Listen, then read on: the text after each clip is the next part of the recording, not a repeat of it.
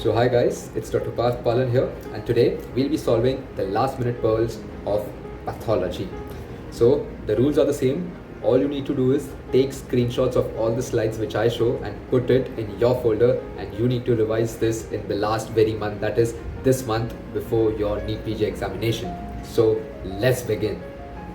So the first point in patho, that is PAN versus microscopic polyangiitis. You need to remember that. It's a very simple question, but you need to remember that in PAN, all stages of activity coexist, and in microscopic polyangiitis, all lesions are of the same age. And when you remember this, the next point that you also have to remember with this itself, you have to correlate 2 points, which I'll be telling you in the next slide. That is, see, in this slide I said that all stages of activity coexist. So don't you recollect from your micro that all lesions also coexist in chickenpox? And just like microscopic polyangiitis, all lesions are of the same age in smallpox. See, this is how you need to read. So that in one point itself, you remember these points from each and every subject. So you remember all lesions and all stages coexist. So PAN, chickenpox, and UIP as well. In UIP as well, all stages of activity coexist versus NSIP. So this you have to remember. Have you taken a screenshot? Next, collagen 4, the chains alpha 1, alpha 2, alpha 3, alpha 4, alpha 5. So this is a very simple thing to remember. Alpha 1 is cadacil, alpha 3 is Goodpasture syndrome, alpha 5 is the mutation in this causes Alport syndrome.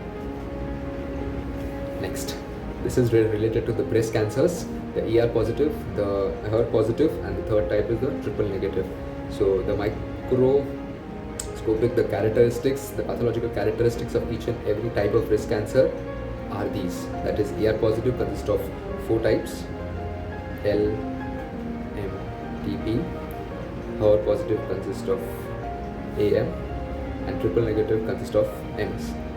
Take a screenshot of this. Remember this, it's very important. Next, and these are a few topics, a few points to remember. Like palisading is seen in what? See, these this time in this NEET they won't come as one-liners. In previous NEETs they used to ask like palisading is seen in which type of skin cancer. This time they won't ask like that. But in the clinical question, they will give an example that palisading is seen. They'll give a big clinical scenario, and then they will say that palisading is seen. So you need to know that palisading is seen in what? So BCC, and also it is seen in adamantium craniopharyngioma. Okay. Next, now if you have remembered palisading, you also need to remember pseudopalisading. Pseudopalisading is in GBM. Now since you remember pseudo, so you also have to remember where perivascular pseudoroses are found. So that is ependyma. Take a screenshot of this. Next. Now lysosome containing lipids, 2 types. If these are present in stacks or bilayer, then it's gaseous. If they are present in concentric or parallel lamella, it is nemetic. Very simple to remember. Okay.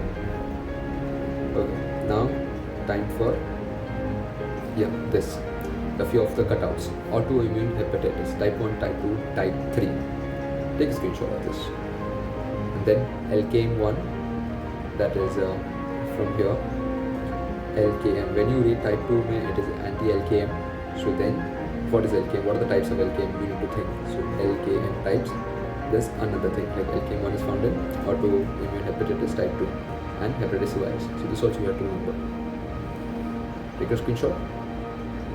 Next, the crystals in the stones which are found. So this, if it's dumbbell hourglass, this calcium oxalate monohydrate. So basically the shapes of the crystals, that is calcium oxalate monohydrate rahega, so it's dumbbell hourglass. If it's dihydrate, so it's envelope, brush-like, so it's needle-like system. Take a screenshot. And these are the ones which are resistant to ESWL. Next. Now this, in Robbins also there is actually a table mentioning all these, but it is not given point wise. So what I have decided that I'll make a point wise table so that it will be easier for me to remember, and now it will be easier for you to remember. So Golden syndrome, Cowden syndrome, Gardner syndrome, Burkhardt syndrome. These are all the characteristics of these syndromes with the genes as well affected. This is very important actually. This is a very important slide because they always ask this. Always. And we often get confused. Next. Now this is a random point from Robbins itself, from neuro. CV is CNS, so perivascular infiltrates, intravascular neurosyphilis, viral encephalitis, HIV. Lymphocytes are common pathology, but with plasma cells, with neutrophils, HIV are with macrophages and giant cells. Next, proliferative glomerulonephritis and non-proliferative glomerulonephritis. Okay. Next, I also want you to remember a few points I'll be giving you. I also want you to remember CHC chemokines. It's given in Robbins. It's on the right hand side of Robbins. Right hand page of Robbins. Yeah, I want you to read that. Then I also want you to read the tables of autosomal recessive and autosomal dominant diseases. Very simple to remember, but you have to remember it. You just cannot ignore it. I also want you to remember trinucleotide repeats in those 4 diseases, which are very common and which are there in Robbins. That table is there on the left hand side. You have to remember that table. Then next, what else I'm going to do? Yeah, it is prognosis of AML and ALL. This chart, obviously, we all know that good. When do we call it good prognosis? When do we call it bad prognosis? So we have to read that and we have to remember it. Next, the MI changes and time period. This is also given in a very nice table in Robbins. It's on the left hand side, so you have to remember that table, guys. And next, the last actually, you need to remember Carney's complex versus Carney's triad. Okay, so this was it from my side in pathology. I hope you take good screenshots and you keep it in your folder to read it in this month. And yes, you can do it, guys. You can do it. So all the very best, guys. Kill it.